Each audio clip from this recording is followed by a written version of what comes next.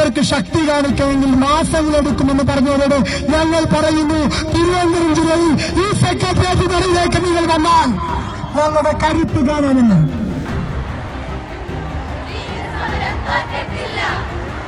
നാം സമരം നടത്തിയതിന്റെ ഭാഗമായി കേരളത്തിൽ 1 മിനിമം ബസ് അർദ്ധരാത്രി ഇറക്കിയിട്ടുള്ളൂ. അത് നഴ്സുമാരുടെ ആരോഗ്യ പ്രവർത്തന ശമ്പള പരിഷ്കരണമാണ് എന്നുള്ള കാര്യം നിങ്ങൾ ഓർക്കണം. ഞങ്ങൾ പറയുന്നു, ഇവിടെ ആര് ഭരിക്കണം, എങ്ങനെ ഭരിക്കണം എന്ന് തീരുമാനിക്കാനുള്ള കരുത്ത് കേരളത്തിൽ നഴ്സിംഗ് കുടുംബങ്ങൾക്കുണ്ട്.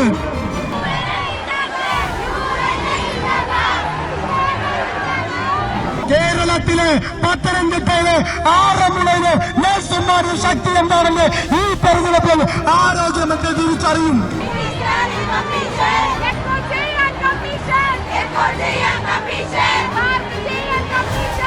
2023 ബഹുമാനപ്പെട്ട ഹൈക്കോടതി 3 മാസം കൊണ്ട് ശമ്പളം പരിഷ്കരിക്കണമെന്ന് പറഞ്ഞിട്ടും അത് നടപ്പിലാക്കാത്ത ഈ സർക്കാരിന് ആരോടാണ് കൂറ്? അവകാശങ്ങൾ കടലിലിറങ്ങിയൊരു സർക്കാര്, നിങ്ങൾക്കെതിരെ ഞങ്ങൾ വരുന്നു. നാളെ കേരളത്തിലെ ആരോഗ്യ മേഖല സ്തംഭിപ്പിക്കാൻ ഞങ്ങൾ തീരുമാനമെടുത്താൽ വെന്റിലേറ്റർ പോയി ആരോഗ്യമന്ത്രി രോഗികളെ പരിചരിക്കേണ്ടി വരും എന്നുള്ളത് ഓർമ്മിപ്പിക്കാൻ ഞങ്ങൾ ആഗ്രഹിക്കുകയാണ്.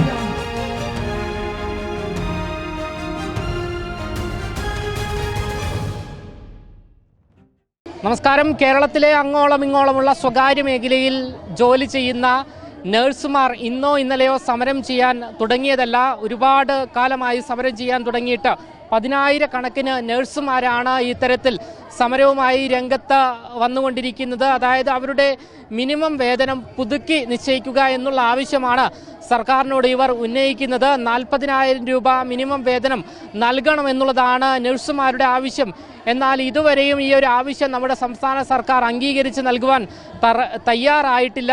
യുണൈറ്റഡ് നഴ്സസ് അസോസിയേഷൻ ഈ ഒരു ആവശ്യം ഉന്നയിച്ച് നിരവധി നാളുകളായി സമരം ചെയ്യാൻ തുടങ്ങിയിട്ട് എന്തായാലും ഈ ഒരു സമര നേതാവും യുണൈറ്റഡ് നഴ്സസ് അസോസിയേഷന്റെ എല്ലാമായ ജാസ്മിൻ ഷാ ഈ ഒരു പരിപാടിയിൽ സംസാരിക്കുകയാണ്. 2021-26 ഫെബ്രുവരി 21 തൃശ്ശൂരിൽ സമരം നടത്തിയപ്പോൾ ചില മാനേജർ പറഞ്ഞു, രാവിലെ വന്ന് വൈകിട്ട് പോയാൽ എണീറ്റ് പോയി, പിന്നീട് ഇവർക്ക് ശക്തി കാണിക്കണമെങ്കിൽ മാസങ്ങളെടുക്കുമെന്ന് പറഞ്ഞവരോട് ഞങ്ങൾ പറയുന്നു, തിരുവനന്തപുരം ജില്ലയിൽ ഈ സെക്രട്ടേറിയറ്റ് നടയിലേക്ക് നിങ്ങൾ വന്നാൽ ഞങ്ങളുടെ കരുത്ത് കാണാമെന്ന്. 5 വർഷമായി ഞങ്ങളൊരു മുദ്രാവാക്യം ശിവഗോപിയൻ സാർ കൃത്യമായിട്ട് അറിയാം. കാരണം അദ്ദേഹമാണ് നമുക്ക് ഏറ്റവും കൂടുതൽ മിനിമം വേജസുകൾ പ്രഖ്യാപിച്ചിട്ടുണ്ടായിരുന്ന തൊഴിൽ വകുപ്പ് മന്ത്രി.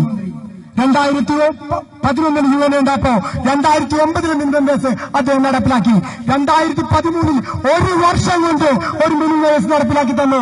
2016 അന്ന് അദ്ദേഹത്തിന്റെ കാലാവധി പൂർത്തീകരിക്കും മുമ്പ് മറ്റൊരു ശമ്പള പരിഷ്കരണത്തിനുള്ള ഉത്തരവിട്ടിട്ടാണ് അദ്ദേഹം പടിയിറങ്ങിയത്. ആ സമരം 2 വർഷം നമ്മൾ നടത്തിയിട്ടാണ് 2018 ഏപ്രിൽ 23 നാം സമരം നടത്തിയതിന്റെ ഭാഗമായി കേരളത്തിൽ 1 മിനിമം ബസ് അർദ്ധരാത്രി ഇറക്കിയിട്ടുള്ളൂ. അത് നഴ്സുമാരുടെ ആരോഗ്യ പ്രവർത്തന ശമ്പള പരിഷ്കരണമാണ് എന്നുള്ള കാര്യം നിങ്ങൾ ഓർക്കണം. എങ്ങനെയാണ് നമുക്ക് അന്നും കിട്ടിയത്? അന്ന് നമ്മൾ ലോങ് മാർച്ച് പ്രഖ്യാപിച്ചു. അന്ന് സമരം നടക്കുന്ന KVM ആശുപത്രിക്ക് മുന്നിൽ നിന്നും തിരുവനന്തപുരത്തേക്ക് സെക്രട്ടേറിയറ്റിലേക്ക് നമ്മൾ നടക്കാൻ തീരുമാനിച്ചപ്പോഴാണ് 2018 ഏപ്രിൽ 23 രാത്രി 11:50 സർക്കാർ ഉത്തരവിറക്കുന്നത്.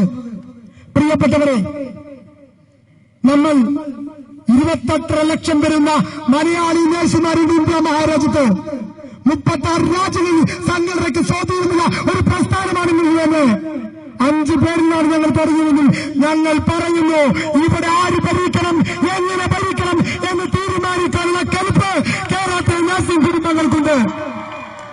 പ്രിയപ്പെട്ടവരെ, ഇത്തവണ നമ്മളെ സഹായിച്ചവർക്കല്ലാതെ നാം ഇത്തവണ വോട്ട് കുത്തരുത്. ഒരു സാധാരണക്കാരന് വിലയുള്ള ഒരേ ഒരു കാലഘട്ടം ഇലക്ഷൻ സമയത്താണ്. നിങ്ങൾ കണ്ടില്ല, ആരോഗ്യമന്ത്രി നാടുനീളെ പ്രഖ്യാപിക്കുന്നു, സ്വകാര്യ ആശുപത്രികളിൽ വൻകിട നിക്ഷേപങ്ങൾ വരുന്നു, കോർപ്പറേറ്റ് നിക്ഷേപങ്ങൾ വരുന്നു. ആംബുലൻസ് ഡ്രൈവർമാർക്ക് വരും ഒരു പേഷ്യന്റിനെ കൊടുത്താൽ 10,000 രൂപ കൊടുക്കുന്നു. ആരോഗ്യമന്ത്രി പറഞ്ഞതാണ്, ഞാൻ പറഞ്ഞതല്ല. അതേ ആരോഗ്യമന്ത്രി ഇവിടെ സ്വകാര്യ ആശുപത്രിയുടെ നഴ്സുമാർ പണിമുടക്കിക്കൊണ്ട് തിരുവനന്തപുരത്തേക്ക് വരുമ്പോ നിശാഗന്ധി ഓഡിറ്റോറിയം ടൂറിസം വകുപ്പ് അനുവദിക്കുമ്പോ അത് മുടക്കാൻ ഇന്ന് ആരോഗ്യമന്ത്രി വീണ ജോർജ് പറഞ്ഞു കേരളത്തിലെ പത്തനംതിട്ടയിലെ ആറന്മുളയിലെ നഴ്സുമാരുടെ ശക്തി എന്താണെന്ന് ഈ തെരഞ്ഞെടുപ്പിൽ ആരോഗ്യമന്ത്രി തിരിച്ചറിയും. അപ്പോ ഒരു കാര്യം വ്യക്തമാക്കാൻ ആഗ്രഹിക്കുന്നു, ഞങ്ങൾക്ക് ആരോട് യുദ്ധത്തിന് പോകണമെന്ന് ആഗ്രഹമില്ല. ഞങ്ങളെ സംബന്ധിച്ചിടത്തോളം 2016 സുപ്രീം കോടതി പറഞ്ഞ 2016 കേന്ദ്ര സർക്കാർ നിയോഗിച്ച സമിതി പറഞ്ഞ 40,000 രൂപ ശമ്പളം എന്നുള്ളത് 1333 രൂപ ശമ്പളം. എന്നോട് ഇപ്പൊ ഷിബു സാർ ചോദിച്ചു, ഇപ്പോഴും നിങ്ങൾക്കത് നടപ്പിലായില്ലെന്ന്.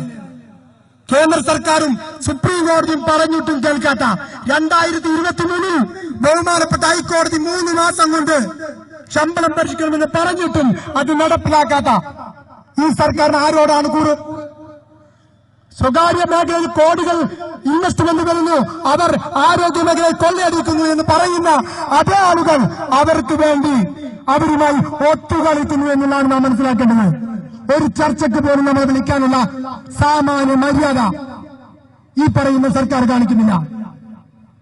ഞങ്ങൾ പറയുന്നു, മുന്നറിയിപ്പാണിത്. ഇന്ന് ഞങ്ങൾ പിരിഞ്ഞു പോകുമെന്ന് ആരും കരുതേണ്ടതില്ല എന്നുള്ളത് പ്രഖ്യാപിക്കാൻ ഞങ്ങൾ ആഗ്രഹിക്കുകയാണ്. മാത്രമല്ല പ്രിയപ്പെട്ടവരെ, നിങ്ങൾക്കറിയാലോ, ഇന്ന് ആശുപത്രിയിൽ ഒരു സംഘടന എത്ര കഷ്ടപ്പെട്ടാണ് അങ്ങോട്ട് നഴ്സുമാരെ കൊടുത്തതെന്ന്.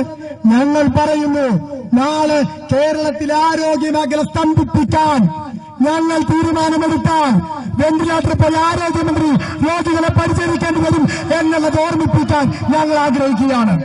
എനിക്ക് പിന്നിൽ നിങ്ങൾക്ക് ദൃശ്യങ്ങളിൽ കാണുവാൻ സാധിക്കും നിരവധി നഴ്സുമാരാണ്. അതായത് ഈ സെക്രട്ടേറിയറ്റിന് മുൻപിലുള്ള റോഡ് മുഴുവൻ വലിയ രീതിയിലുള്ള ഒരു ജനസാഗരമാണ് കാണുവാൻ സാധിക്കുന്നത്. അതായത് 10,000 കണക്കിന് വരുന്ന നഴ്സുമാർ, സ്വകാര്യ മേഖലയിൽ ജോലി ചെയ്യുന്ന നഴ്സുമാരാണ് സെക്രട്ടേറിയറ്റിന് മുൻപിൽ ഇപ്പോൾ സമരവുമായി രംഗത്ത് വന്നിരിക്കുന്നത്.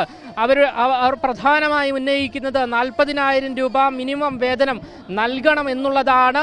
ഇവർ ഇതിനു മുൻപും സമാനമായ രീതിയിൽ ഇക്കഴിഞ്ഞ ആഴ്ച തൃശ്ശൂരിലും സമാനമായ രീതിയിൽ സമരവുമായി തന്നെ രംഗത്ത് വന്നിരുന്നു.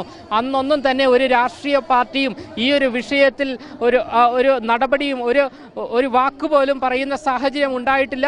എന്നാൽ ഈ ഒരു സമരം ഇപ്പോൾ കോൺഗ്രസ് നേതാക്കൾ ശ്രദ്ധയിൽ പെട്ടിരിക്കുന്നു എന്നാണ് നമുക്ക് മനസ്സിലാക്കാൻ സാധിക്കുന്നത്. ഈ പരിപാടി ഉദ്ഘാടനം ചെയ്തത് ശ്രീ രമേശ് ചെന്നിത്തലയാണ്. എന്തായാലും വരും ദിവസങ്ങളിലും സമരം കടുപ്പിക്കുമെന്നുള്ള സൂചനയാണ് നഴ്സുമാർ നൽകുന്നത്.